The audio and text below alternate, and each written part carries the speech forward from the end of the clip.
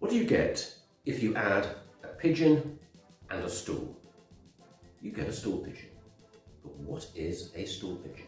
Well, here is the definition from the Cambridge Online Dictionary. Effectively, a stool pigeon is a criminal who has been forced by the police to betray other criminals. But why is it called a stool pigeon? Well, it's an interesting story.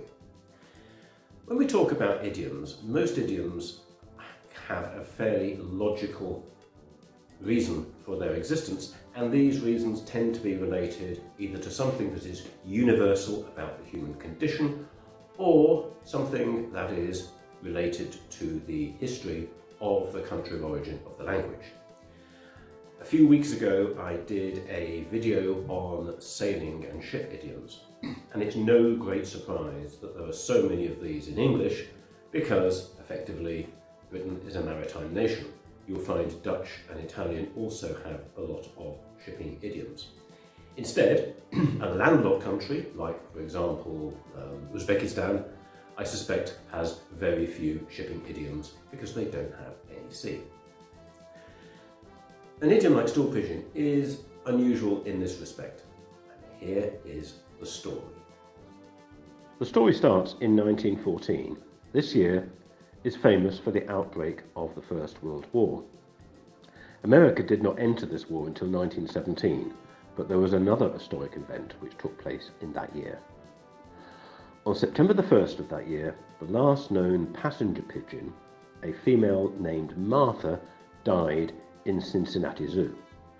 She was roughly 29 years old and suffered from palsy which made her tremble. Not once in her life did she lay a fertile egg. This news begs several questions. Why was she the last passenger pigeon? Why was this variety of pigeon called the passenger pigeon? I suppose the third question is, why was the pigeon called Martha? She was named after Martha Washington, the First Lady of America's first President, George Washington. So I suppose she was the First Lady.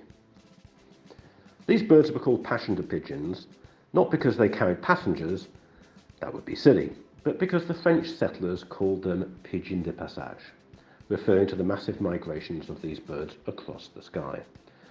The French settlers were in the American Midwest, an area which at that time was claimed by France. Why were they called passenger pigeons or pigeons de passage? Passage meant migration, and these birds existed in enormous numbers, and I mean really enormous. Each year they migrated from around the Great Lakes in Canada to the Gulf of Mexico for the winter. I believe lots of humans migrate the same route nowadays, but not in such large numbers. For example, a flock of passenger pigeons was reported in Ontario in 1866 and was described as being a mile wide and 300 miles long, taking 14 hours to pass overhead.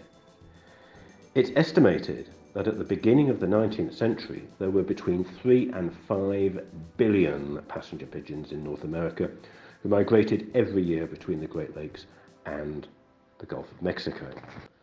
So how did they go from billions to just one in just over 100 years? They had obviously been around for a very long time, and yet the Native American population didn't wipe them out. This was probably because the Native Americans were far fewer in number, and also they didn't have rifles.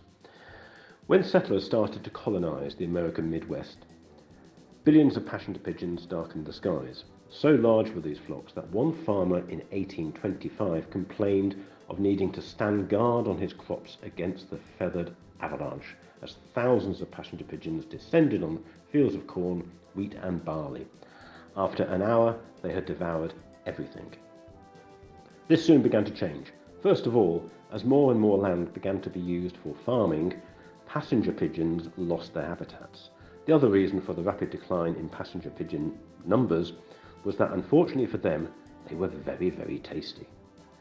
By 1855, 300,000 passenger pigeons per year were hunted in the Midwest and sent to New York City as a source of cheap meat for the expanding human population. At the height of the massive hunts to supply the eastern markets in the 1870s, An army of 500 to 1,000 professional hunters, or pigeoners, used telegraph and rail to track and pursue the flocks to well-known roosting sites. The Great Killing of Michigan in 1878 yielded 300 tons of passenger pigeons, packed 55 dozen in a barrel and shipped by rail to New York. Although the passenger pigeons were so easy to shoot, people found it a cheaper way to kill them in large numbers. These pigeons were unfortunate in that they tasted good, but also because they were very trusting and had very little fear of humans. One method of catching and killing large numbers of pigeons without the cost of using hundreds of bullets was to capture one pigeon and tie it to something in the middle of a field. The most common object was a stool. When the birds flying over saw one bird flapping around on the ground, they understood that the bird either had found something good to eat or was in trouble. The result was the same. They descended to the ground in hundreds of thousands, whereupon the hunters beat them to death. So there you have it. A stool pigeon was a pigeon tied to a stool who was used to trap other pigeons. And in the idiomatic sense, a stool pigeon was a criminal used by the police to trap other criminals. And this is the only legacy left by the passenger pigeon.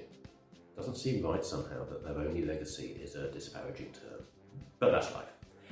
Hope you enjoyed the episode. If you did, please click like and share with your friends. Okay, bye for now.